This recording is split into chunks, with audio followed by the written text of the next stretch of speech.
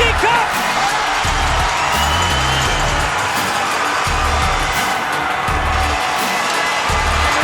Is enough for Collingwood.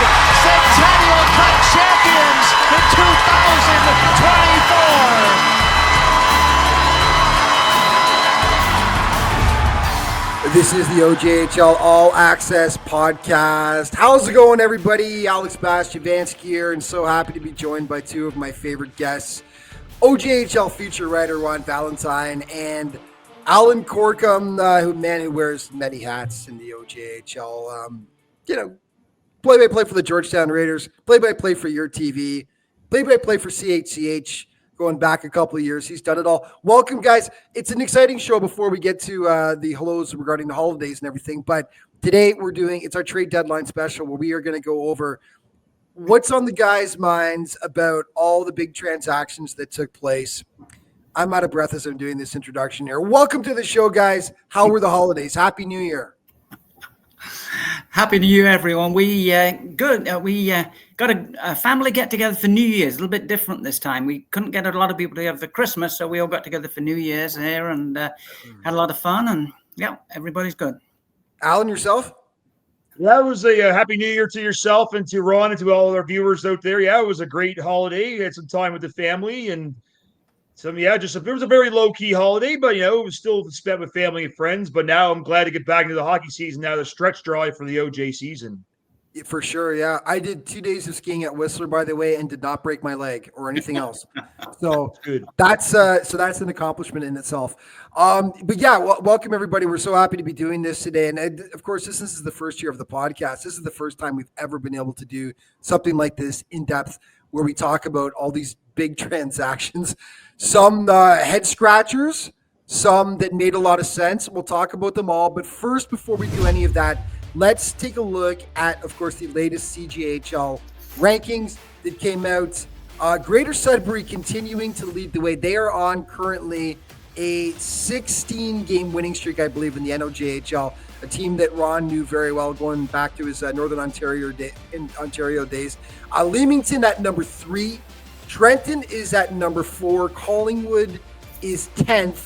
And the JRCs are in 12th. Now, how does that compare to the OJHL coaches power rankings? And we all love this because this is the coach's opinion.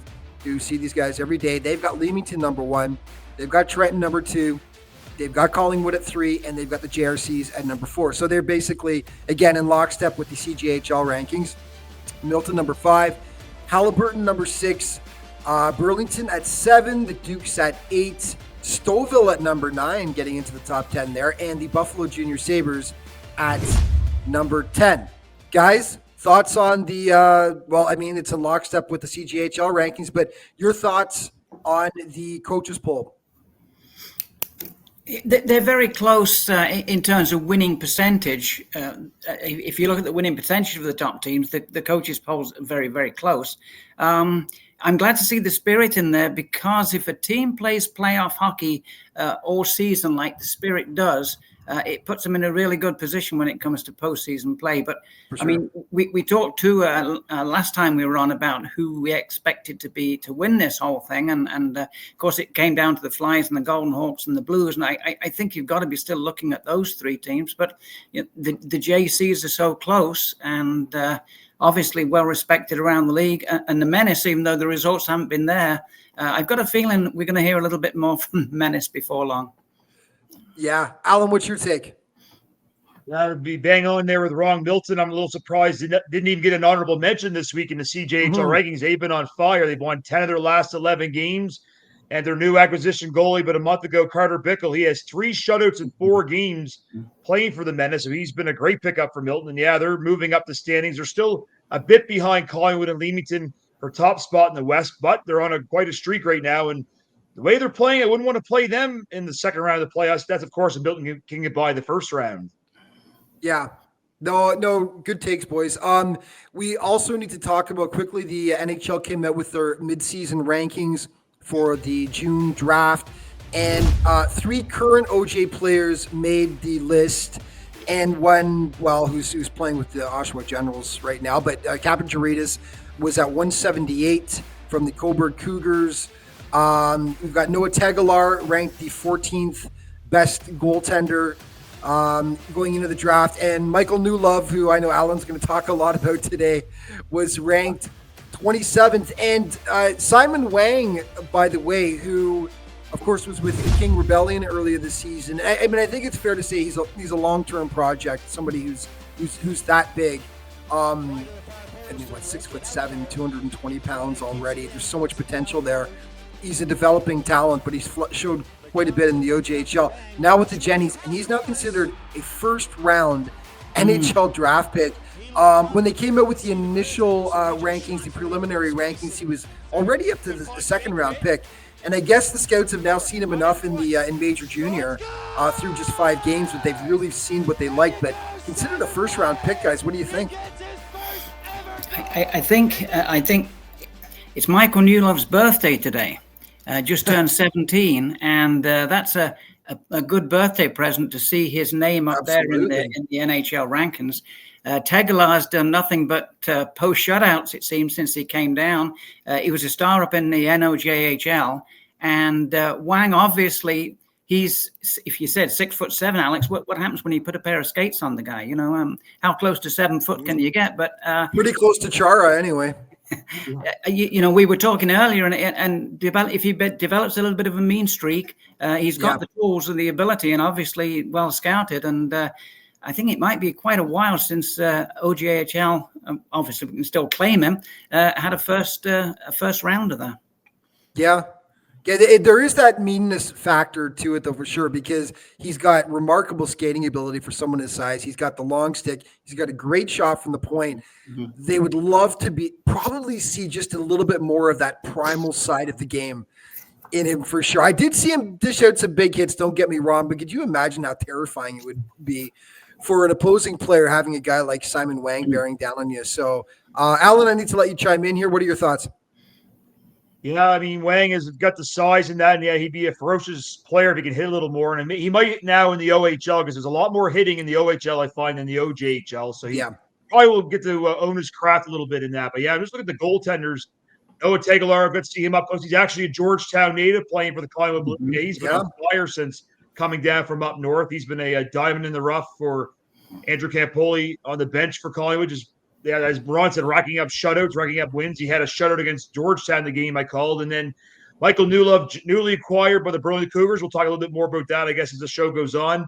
Played most of the season for the Georgetown Raiders. Yes, he's kept the Raiders in every game this season that I've called, and he's been great. He's a Windsor Spitfires prospect. He might be up there next year. You never know. But, yeah, he's has a few shutouts. His win-loss record may not be as sterling as his goals against and save percentage. But that, I think, is what's got him in the rankings.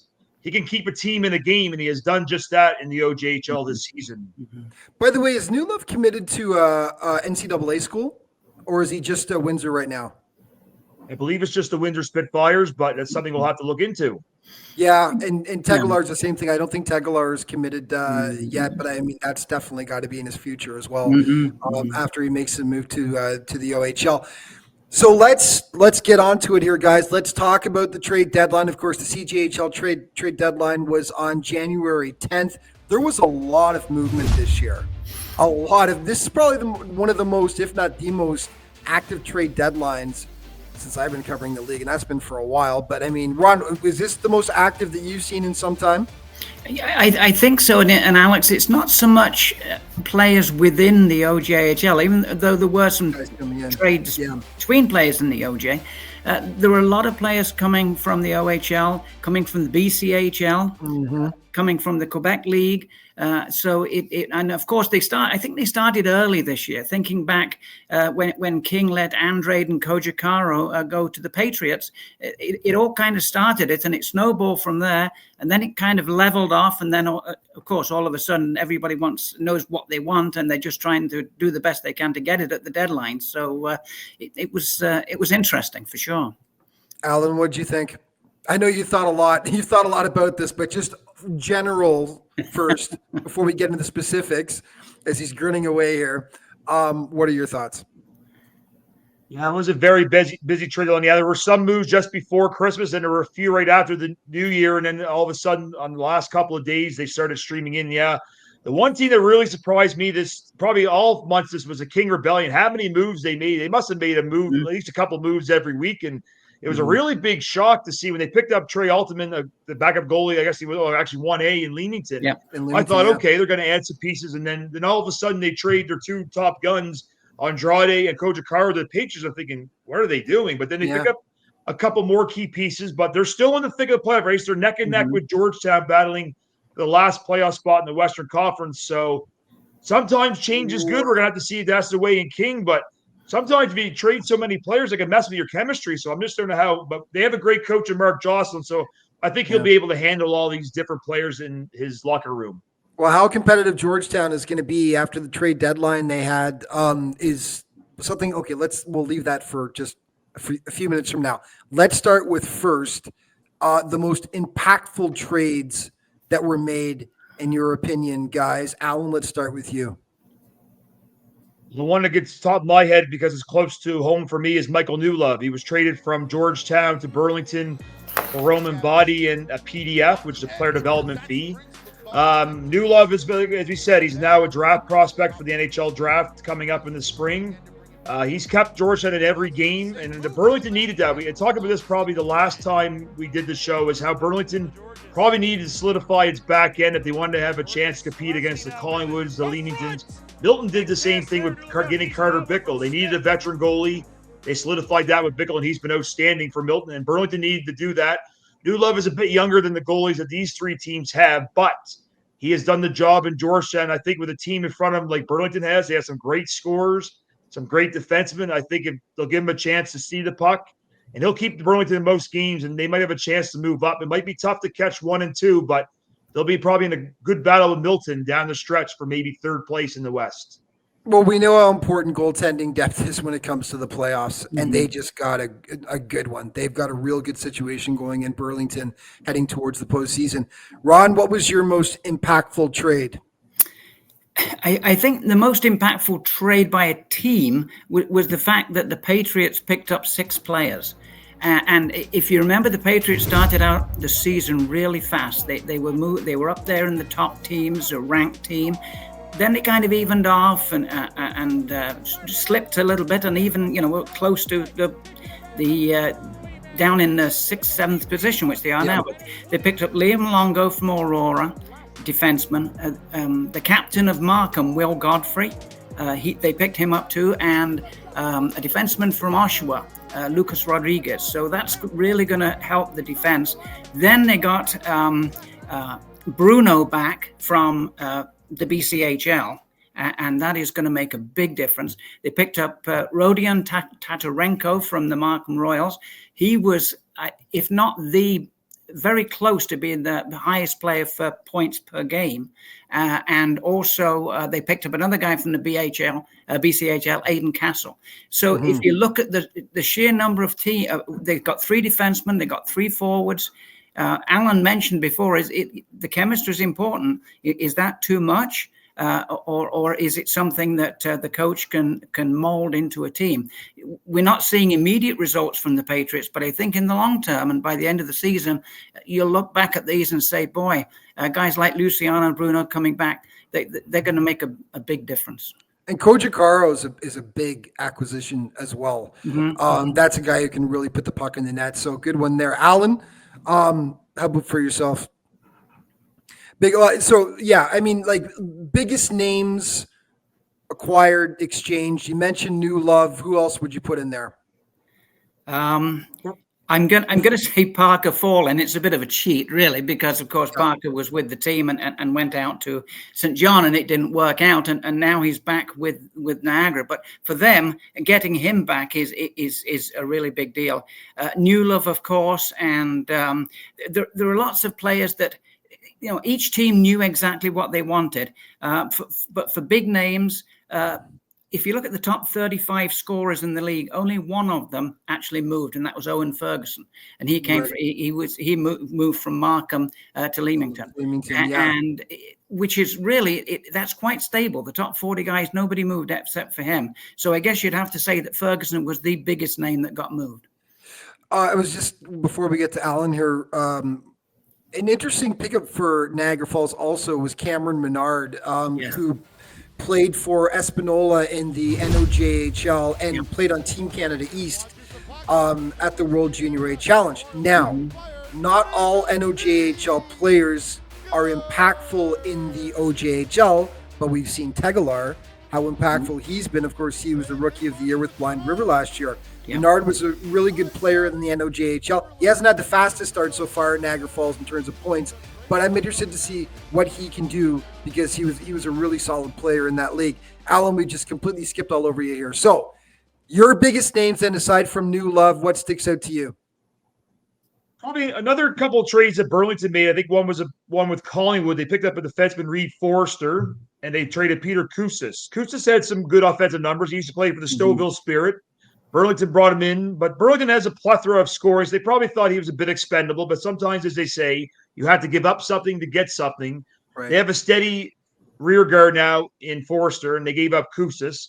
And then some of the moves I'd say Markham made were probably good for the future. I mean, as Ron said, they traded a few players away to the Patriots, but some of the players they got back, they got Lucas Priano as a young player. They picked up Noah Caballero. He actually was acquired by the Junior Canadians from Alberta, and then they swung him right away to Markham, and Sebastian Monaco went the other way to the Junior Canadians. So just a few of the players I think Markham picked up. I mean, this year could be a tough year. It's probably going to be a year of development for the Royals, but with some of these young pieces in for next year, maybe Mike Gallati and his squad get back in the playoff picture in 25-26.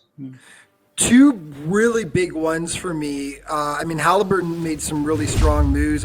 Chase Lefebvre, who split time between he started the season with Peterborough, and then the Steelheads picked him up as an overager because I'm just like, I thought because they've got designs on winning the Memorial Cup this year, so they loaded up. And I guess it was just he got caught in the numbers game up there. So he had 17 points in 30 games in the O this year between Peterborough and Brampton. He's a big boy. He can hit. He can score. Veteran leadership. Really, really good pickups for Halliburton, don't you think, guys? Halliburton picked up Stephen Tottle, who, if you remember, played for the Stouffville Spirit. He went to Sudbury, and he played 5 games for the Sudbury Cubs, and he had 5 wins, and I think he had a shutout. And then there was a little bit of politics going on, and all of a sudden he's back in the O, which is great. So Halliburton gains there. They got Vasic from Leamington. They got Nolan Ling, who was playing in the queue for Gatineau.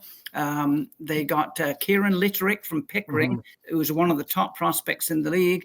And as you mentioned, Lefebvre. So, I mean, Halliburton's philosophy, I think, is seniority, OJ guys. But I think the guys they picked up, they were very active, and they're gonna stay in the hunt with those players for sure. Guys, who made more moves than you thought they would? Like, who shocked you with the amount of transactions? Maybe a team that you thought would stand pat, but that ended up, really being busy at the deadline. Alan. Let's say probably the Patriots. I figured they were like pretty well in the middle of the pack in the Western Conference. They had made some noise, but I just think they're a little too far back at the top 4 right now. They may be able to solidify 5th with these moves. They have a tough weekend with these new players, but you never know what could happen. The only question mark I feel for the Patriots might be the goaltending. Alex Levshin is a great young goalie, a Ukrainian. He might stand tall. They have Braden Shake as well, but if they would have upgraded the goaltending, then I thought maybe the Patriots might hit a home run with the moves. I still think they'll be a threat in the playoffs. I just don't know if they can move into a home ice position. So I was probably a little bit surprised they traded for so many players. Halliburton as well, because they're the chemistry there as well. They've been doing a lot of it. They're almost like King in the Eastern Conference. I would say Halliburton are like the King is because they made a lot of moves as well. So will that affect the chemistry? But Ryan Ramsey's a good coach. We'll see what he can do in that locker room with all the moves that Halliburton made. How about you, Ron? For a number one team, I was surprised that Trenton made 5 moves. I don't know how impactful they're going to be because some of them are difficult to gauge because we don't really know the players that well from other leagues. And a team that I thought might be sellers were Pickering. I know they're in the playoff position, but and they picked up Sam Ethier, a defenseman from Lindsay, Ryder Dagonet from Halliburton, and William Stewart from the same team, and a very good 20-year-old forward from Mississauga, Ryan Ellis. Now, the Chargers didn't unload this year, but they did let Ellis go. And to me, with Lindsay's poor form at the moment and these players arriving for Pickering, I think you really got to be looking at Pickering making the playoffs this year. Interesting, yeah. Okay, so who stood pat more than you thought they would? Who kind of sat on their hands a bit when you thought that they were going to be more active? Well, Milton only made one deal, and that was Henry Attard from the CCHL. I don't know whether I expected them to make more. They've got probably the best defense in the league, at least the oldest defense in the league anyway, a lot of maturity on the blue line. I thought Stouffville might do something just to give them a little bit more depth, because they are that kind of, as I said earlier on, grinding team that'll get the results. They didn't really do anything. Collingwood just got Kousis. There was rumors that they'd been trading a lot early on in the season, as you know, and the roster was in a little bit of flux. Perhaps they felt now they'd got what they wanted and they wanted to settle down. Lindsay, I was disappointed in, really in the thick of a playoff race, perhaps a couple of bodies. Instead, they ended up going the other way. And St. Mike's made one deal, Keegan Driscoll. But teams like St. Mike's, like Buffalo, they don't make a lot of deals at the trade deadline time. Yeah. They pretty well got the lineup set. So they were the ones, I think. Mm-hmm. Alan, anyone that you thought was going to be more active? I would say on the Milton aspect, I think they made their biggest moves just before Christmas. They picked up Carter Bickle from King. He's been outstanding in goal, former major junior goalie of the Charlottetown Islanders, the Oshawa Generals. He also picked up Justin Dezoti from the OHL. He has 21 points in 11 games. Yeah. So he was just like, they just picked him up for basically off the waiver wire from the OHL. And they've been their most impactful moves for Milton. I don't think they really had to do a lot. That's why they just added some depth with the turn. I'm maybe a little surprised the Junior Canadians didn't do a little more, because they're second place right now in the Eastern Conference. They made a couple of moves. They picked up a Monaco in a trade. I think they picked up a couple other players, but I thought maybe they'd go more for home runs. They could maybe go neck and neck with Trenton and maybe get top spot in the Eastern Conference. They still have a great team in Toronto, don't get me wrong, but I thought they might make a couple more impactful moves. Yeah. So let's do the two biggies then, guys.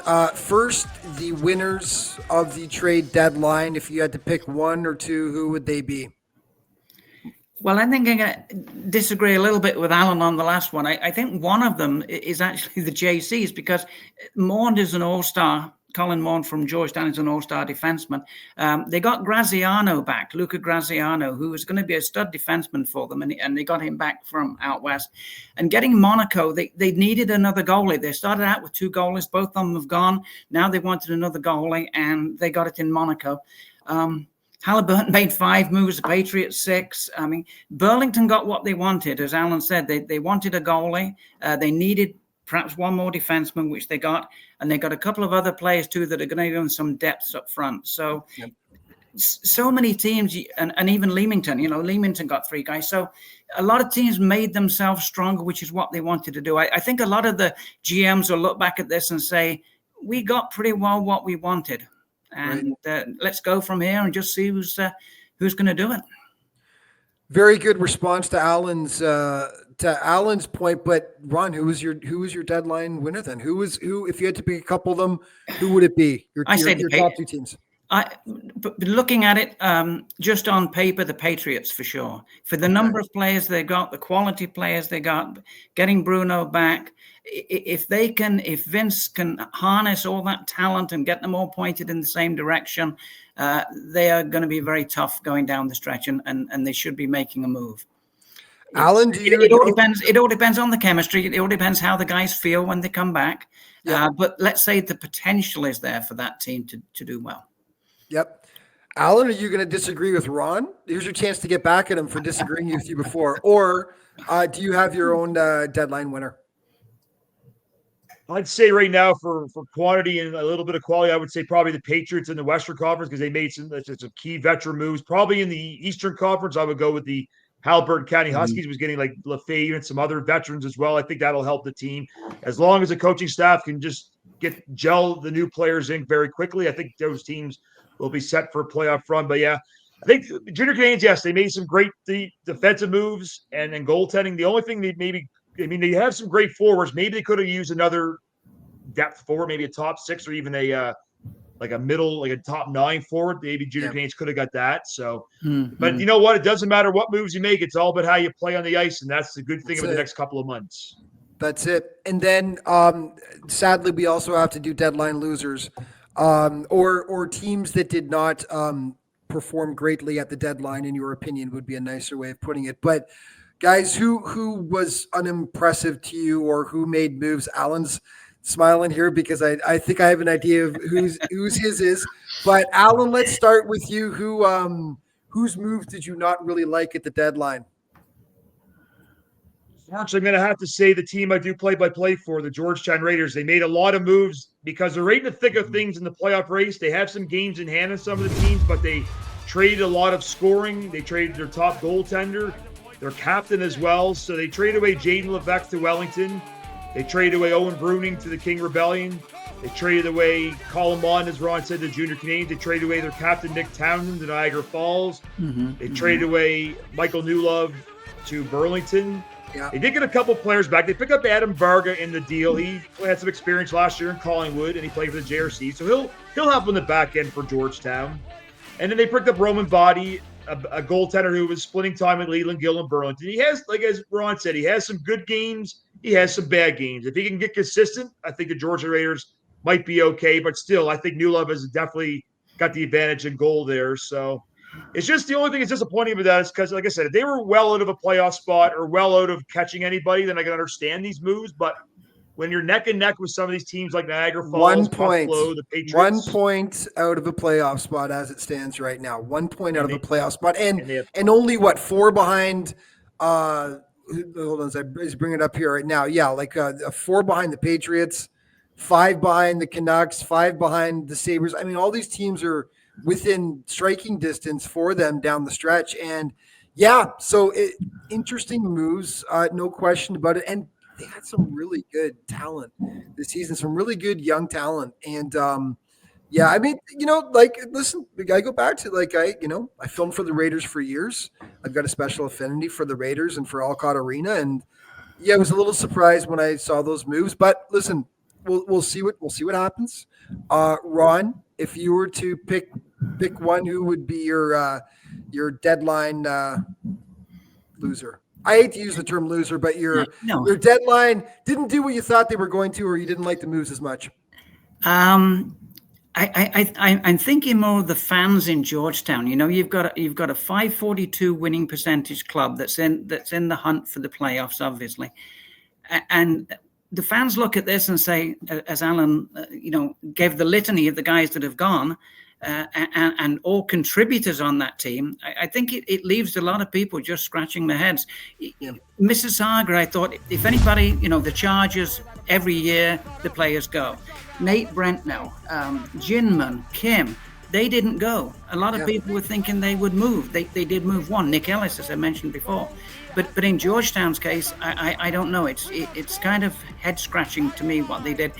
Markham, you expected Markham to move some of their higher point players, some of their high profile players, and they did.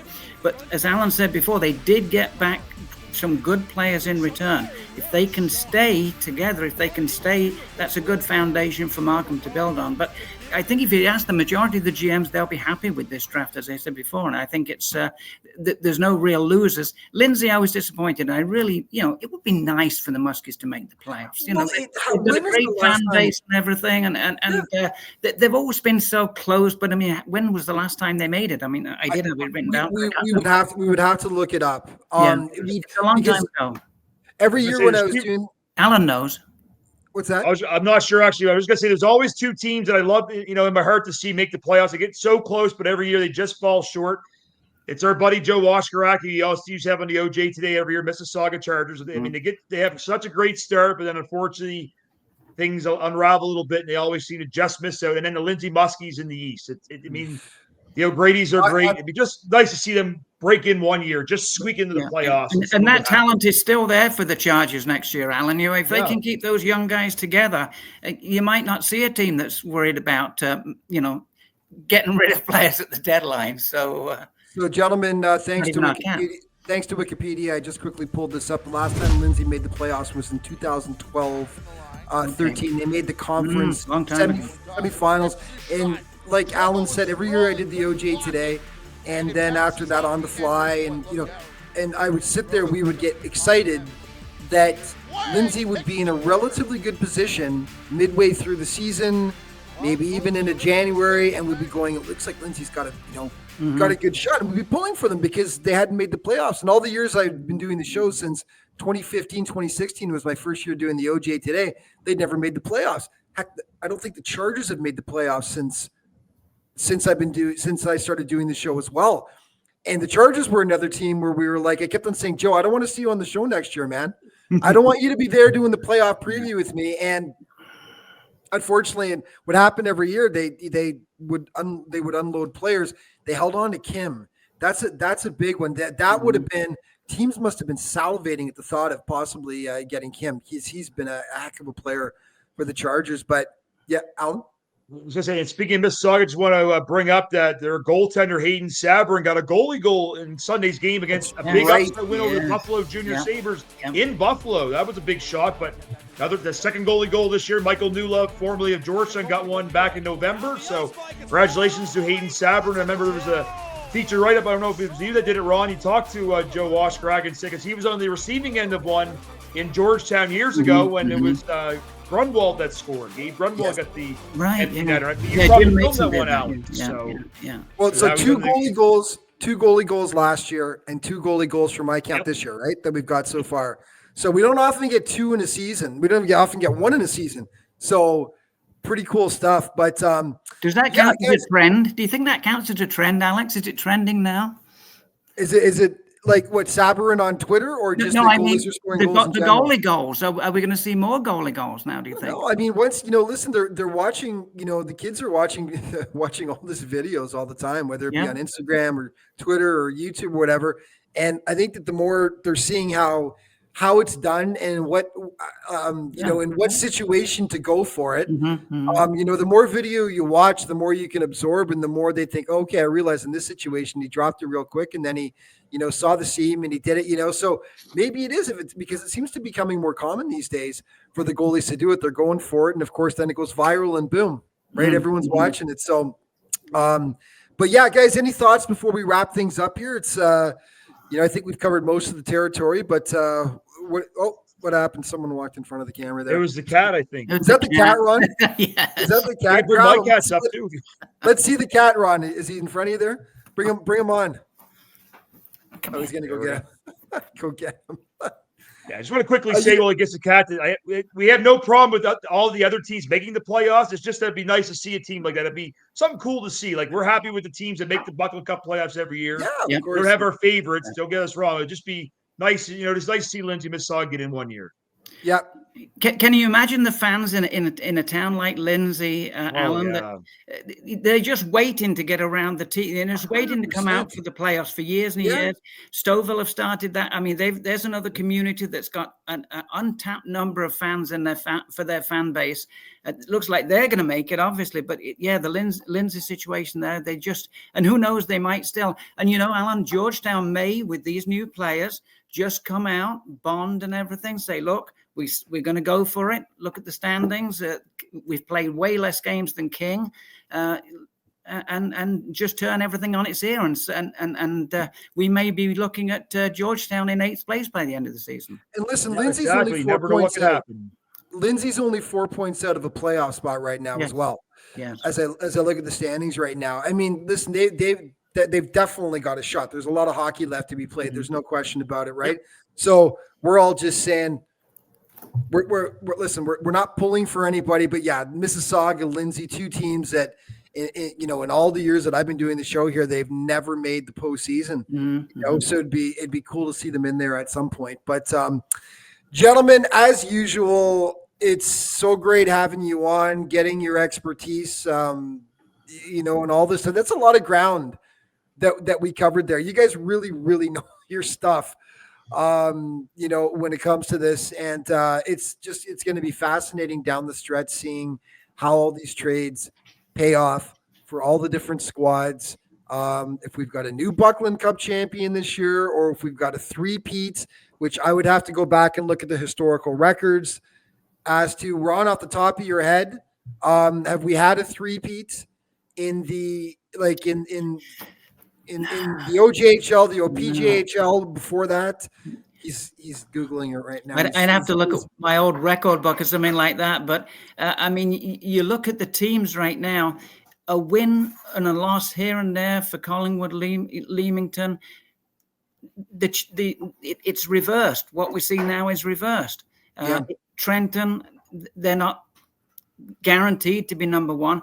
There's going to be so much exciting hockey played over the next, basically 6 weeks until the first week in March when this is all over. Yep. And the fans are going to benefit from this because there are so many teams now who think they've got themselves just in the right position. And we're not going to crown any champions at this point. I don't think we talked about that last time, but that can change in a heartbeat. Yeah. But I mean, how exciting is it going to be down the stretch this season? It's one of the best seasons in some time, from my recollection, in terms of the amount of teams that have a legitimate shot to win this thing and that are actually competitive this season. So it's going to be a ton of fun. But guys, we're obviously going to do this again soon. Thank you to both of you for your time. Really appreciate it, boys.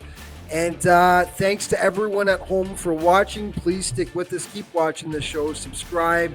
Give us a like, a thumbs up, all that great stuff. Really, really appreciate it. It's been so much fun doing this so far this season. And we'll see you next week for the OJ All Access podcast.